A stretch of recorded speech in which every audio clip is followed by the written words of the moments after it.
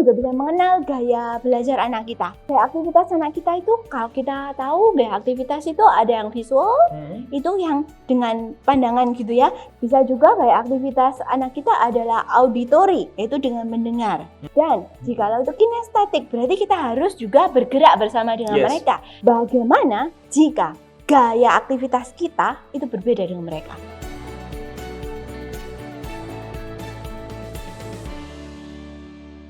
Halo Kawan Merdeka, jumpa lagi bersama dengan saya Amal Bastian di Glam Talk. Nah, kita hari ini akan mengusung satu tema yang mungkin bukan hanya penting bagi orang tua, tapi juga orang-orang di sekitar Anda. Bahkan untuk Anda yang memiliki adik, kemudian keponakan, yang mohon maaf nih, beberapa dasawarsa ini sekitar 20 tahun terakhir ini orang-orang udah pada concern dengan gadget. Dan ternyata gadget yang dulunya digunakan orang dewasa, sekarang udah bisa menjadi bawaan wajib anak-anak. Namun kalau misalkan kita perhatikan, kok jam bermain mereka lebih banyak kan dengan gadget, bukan malah jam bermain dengan teman sebaya atau bersosialisasi. Ini yang jadi bahaya. Kita harus sedikit memberikan perhatian pada penggunaan gadget di anak Kawan Merdeka. Hari ini saya memiliki satu topik, yaitu mengatasi kecanduan gadget pada anak dengan Points of View. Masih bersama dengan Miss Julia Sidarta, beliau adalah konselor dan juga fasilitator Points of View. Miss Julia, halo. Halo. Jumpa lagi. Halo Bastian. Aduh, ini adalah satu topik yang pernah saya sering obrolkan dengan teman-teman saya yang udah menikah, udah punya anak gitu kan. Bapak ibunya ngobrol sama saya, anaknya dikasih gadget diem. Betul. Ya kan? Bapak ibunya kerja, papa mamanya meeting, anaknya dikasih gadget, main game, nggak tahu sampai jam berapa lama, diem. Tapi setelah saya baca, saya googling, itu salah kan, Miss? Kurang baik, tidak baik bahkan tidak ya. Baik, ya. Tidak baik. Gimana menurut Miss Julia dengan kondisi ini? Nah, sebenarnya bagaimana kita bisa, kenapa sih kok anak itu lebih suka gadget gitu ya? Yes. Nah, gadget itu cepet kan, seret dan tidak membosankan loh. Betul. Dalam sekian detik itu gambar berubah, itu warna berubah. Yes. Jelas itu menyenangkan. Apalagi buat anak-anak kecil yang kadang kok makan ya, makannya lari-lari gitu. Kasih gadget dia diem lah ya. Gitu. Dia sambil disuapin, iya, selesai gitu ya. Selesai, cepat gitu. Nah, itu memang metode yang instan. Tapi kalau saya boleh bertanya, apakah itu memang betul-betul sehat baik untuk anaknya maupun untuk orang tuanya? Tidak juga. Bahkan juga, ya. Steve Jobs yang menciptakan gadget itu sendiri mau memberikan anaknya itu baru berusia 14 tahun loh.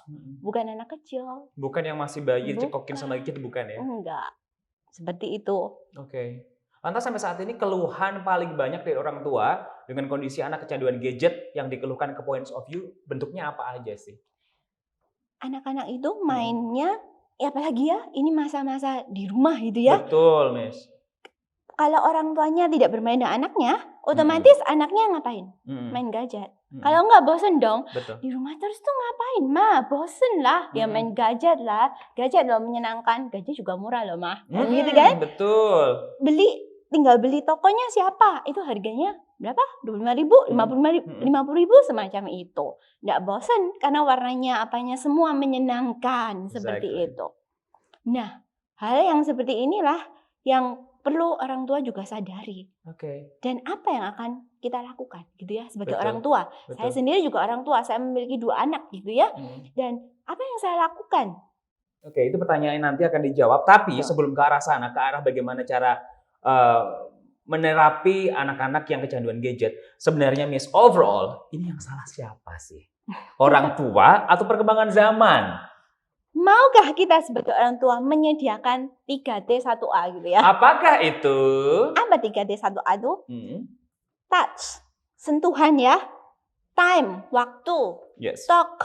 Kita mau nggak ngomong sama anak kita? Dan beraktivitas bersama-sama. Sebenarnya kita harus menyediakan kualitas time, quality time ya. Waktu yang berkualitas.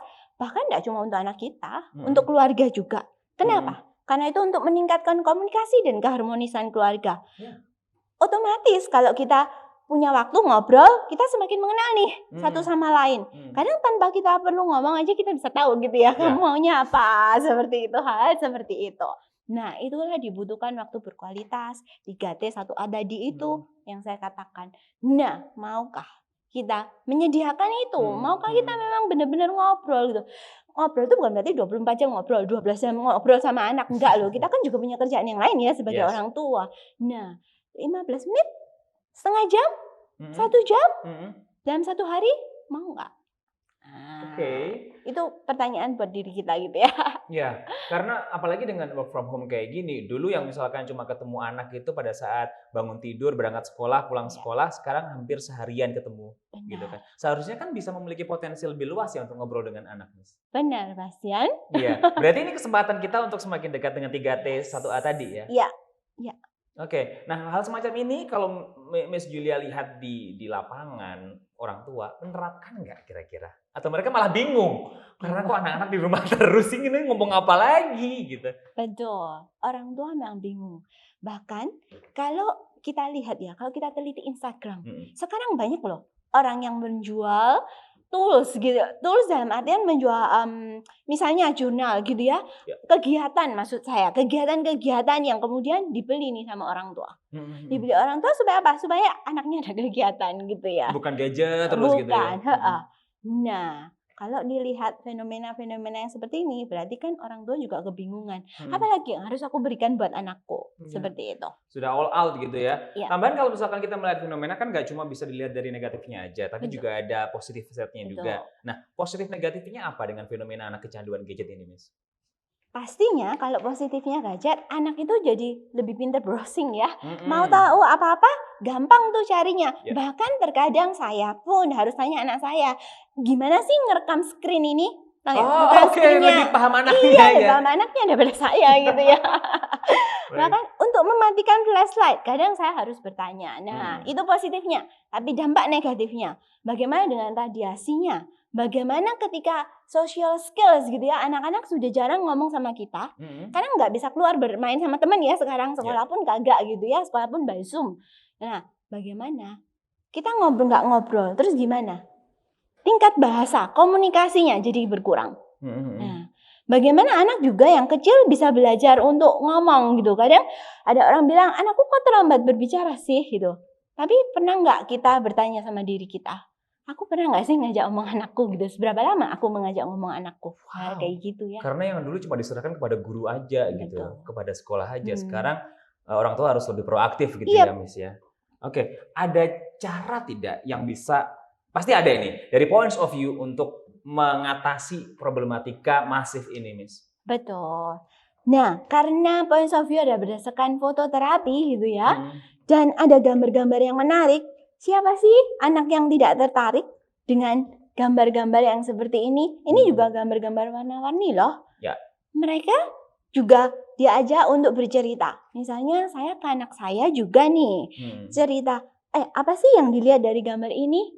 Oh, sepatu mama, sepatunya warna-warni seperti itu.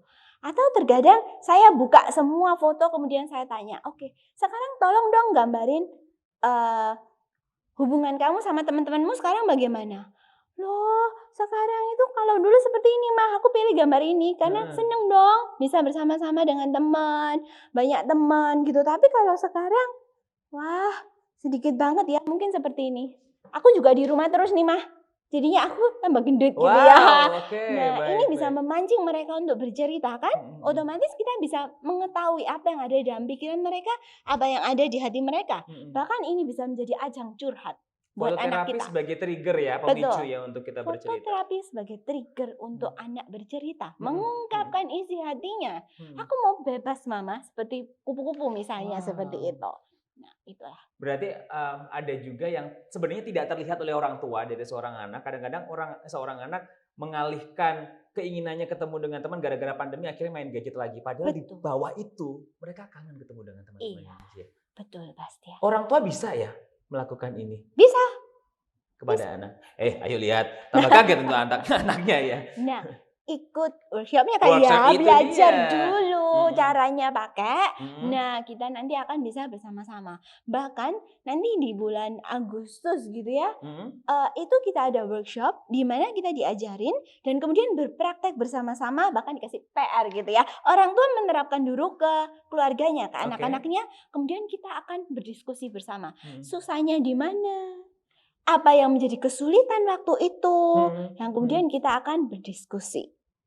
Optimis sharing. ya optimis semua orang tua bisa ya kayak gini dan harus bisa ya Miss ya. Bisa. Asal mau meluangkan waktu ya, asal mau belajar pasti bisa. Oke. Untuk points of view ini Miss, sebenarnya posisinya points of view dalam pendidikan menjadi orang tua itu seperti apa sih? Dan apa saja yang ditawarkan oleh point of view kepada orang tua yang menonton acara ini, Kawan Merdeka? Points of view itu bisa menggugah mindset kita gitu ya. Yang mungkin selama ini kita berpikir bahwa anakku baik-baik saja di sekolah, sudah diserahin aja ke guru, ke sekolah, nggak apa-apa kok. Nah, tapi saat ini ketika kita mengalami hal yang baru, yaitu anak harus belajar di rumah. Walaupun gurunya ngajari lewat Zoom. Lewat gadget yang dipegang itu ya. Iya. Bagaimana kita bisa mengubah mindset kita, menyediakan waktu buat anak kita, seperti itu. Tujuan dari metode ini apa? Dari misalkan teknisnya, Miss, mulai anak harus diapakan sampai dia bisa lepas dari gadgetnya. Artinya tidak lepas sepenuhnya, tapi menggunakan gadget seperlunya aja, sebutuhnya aja. Itu gimana teknisnya? Ketika orang tua mau meluangkan waktu untuk bermain ini ya, bermain ini macam-macam. Jadi misalnya kita juga bisa mengenal gaya belajar anak kita. Apakah gaya aktivitas ya? Gaya aktivitas anak kita itu, kalau kita tahu gaya aktivitas itu ada yang visual, itu yang dengan pandangan gitu ya. Jadi tertata rapi, foto-foto. Nah, bisa juga gaya aktivitas anak kita adalah auditory, yaitu dengan mendengar.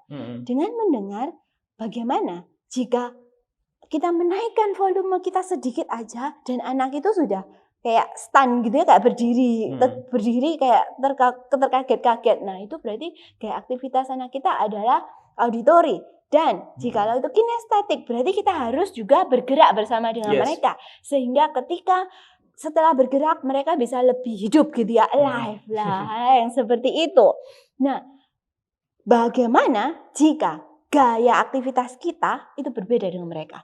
Gaya aktivitas saya misalnya visual, anak saya kinestetik. Nah, bagaimana? Fototerapi ini, tools dari points of view Pungtum ini bisa menjembataninya. Misalnya, untuk anak kinestetis, kita bisa main rat race gitu ya, lomba tikus gitu.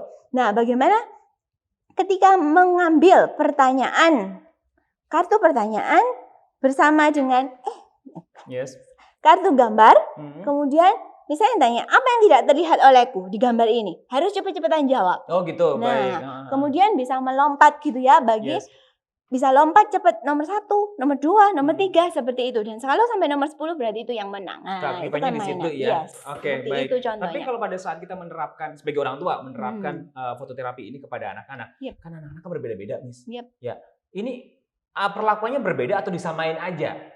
Nah, jika punya 2 anak atau bahkan 5 anak yang berbeda, kita kan bisa gantian tuh mainnya untuk memenuhi kebutuhan kinestetik, kebutuhan auditori maupun visual. Nah, semuanya terpenuhi dong gitu. Betul. Nah, kalau kita melihat banyak anak dengan banyak sifat, banyak karakter, auditori dan sebagainya kayak gitu.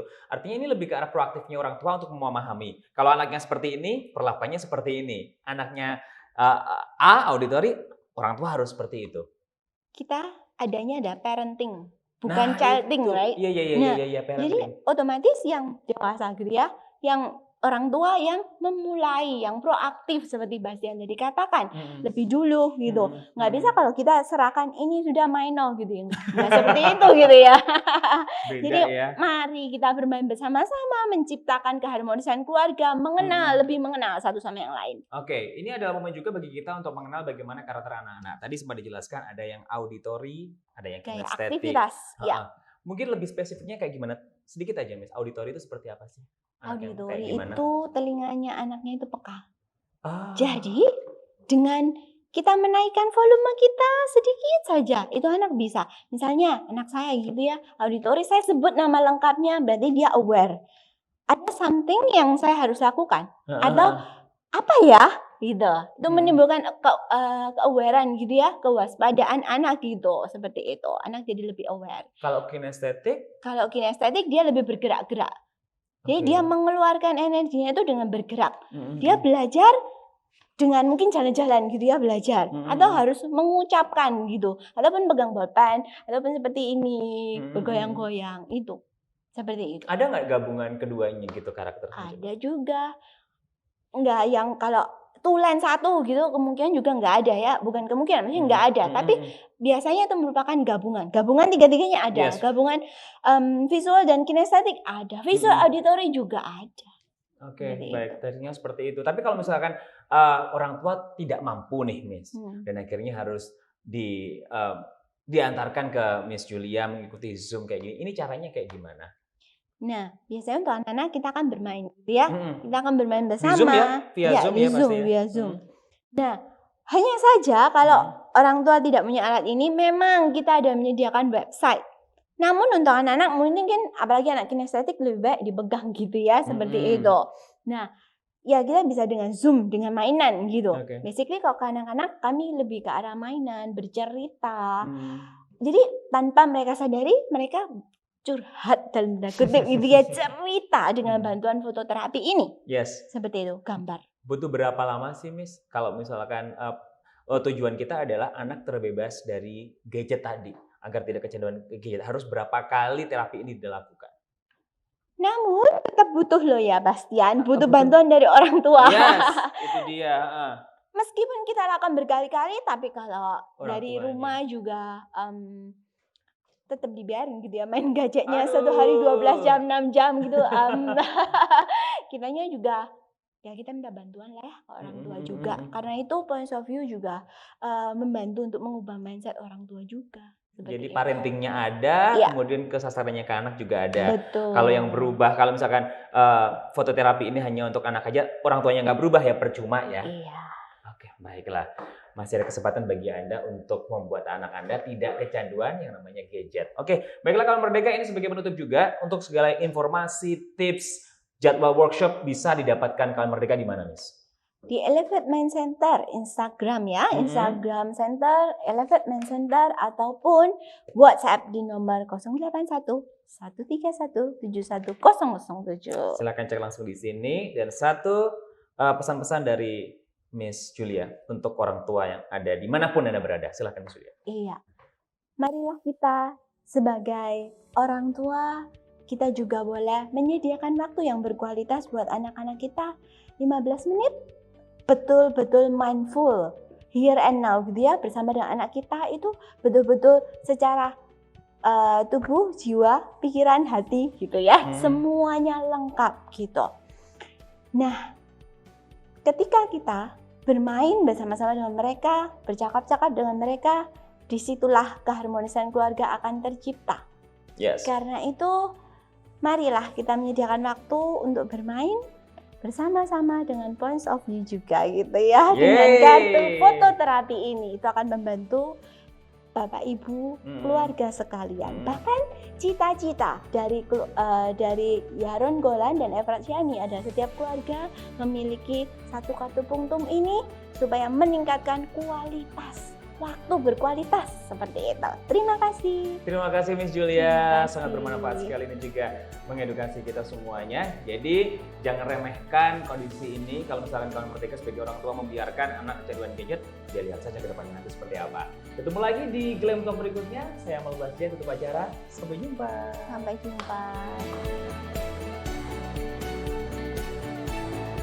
106,7 Merdeka FM, musik terbaik 90-an hingga kini.